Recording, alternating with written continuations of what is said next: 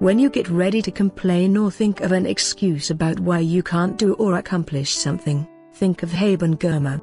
You just might find that her story gives you the inspiration you need to push through. Girma is the first deaf-blind student to graduate from Harvard Law School. Now, the Eritrean-American woman is fighting for better access and education for other deaf-blind people around the world. In a speech she delivered at the White House, Girma shared some of her family's story. In Eritrea, when Girma's grandmother took her older brother to school, they told her that deaf-blind children could not be educated. It was impossible. At 16 years old, in the midst of Eritrea's 30-year war, in their fight for independence from Ethiopia, Girma's mother walked 3 weeks through Eritrea's deserts until a refugee organization helped her immigrate to the United States. It was there, in the US, that Haben Girma was born. Like her brother, she too was deaf and blind. But in the United States, there was a different attitude toward educating children with disabilities. And, as you might imagine, that made all the difference. Haben, now 27, used her access to her education to make her way to and eventually graduate from Harvard Law School. Graduating from Harvard Law School says a lot about what can be done when you have the right attitude. She was able to do this by using a digital braille display and a QWERTY keyboard for communication.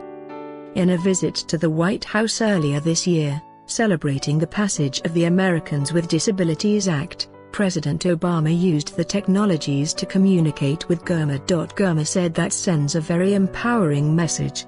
It reminds the rest of the United States and the rest of the world that having an inclusive attitude ensures that people with disabilities can contribute their talents to society.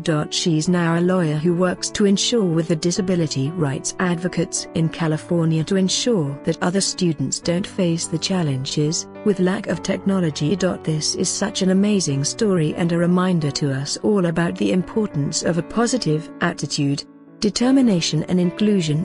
With education, she thrived, and set off after graduation to Lewis and Clark College in Oregon.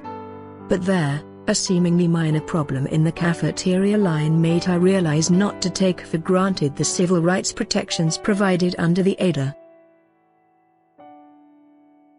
Because she couldn't tell what was available, she would walk up to a food station and take whatever she was given.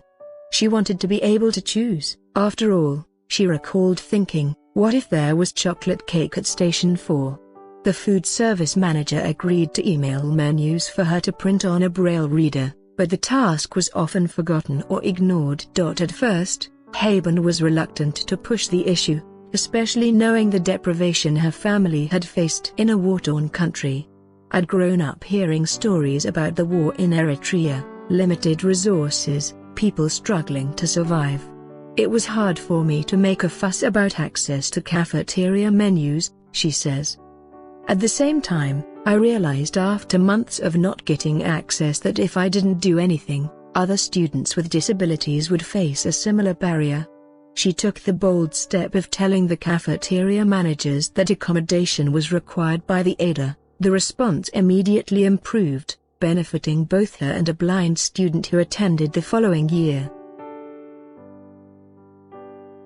The experience showed her the importance of enforcing civil rights laws and sparked her interest in becoming a lawyer.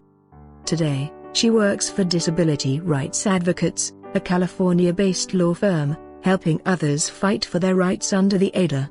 Haben Girma's brother also received an education thanks to IDEA and the ADA, and for her family both in the US and abroad, the help they received is nothing short of miraculous. Her grandmother, who still lives in East Africa, says it seemed like magic. But Girma knows that it's legislation that gave her the chance to succeed. As she said to the crowd at the White House, people with disabilities succeed not by magic but from the opportunities afforded by America and the hard-won power of the ADA.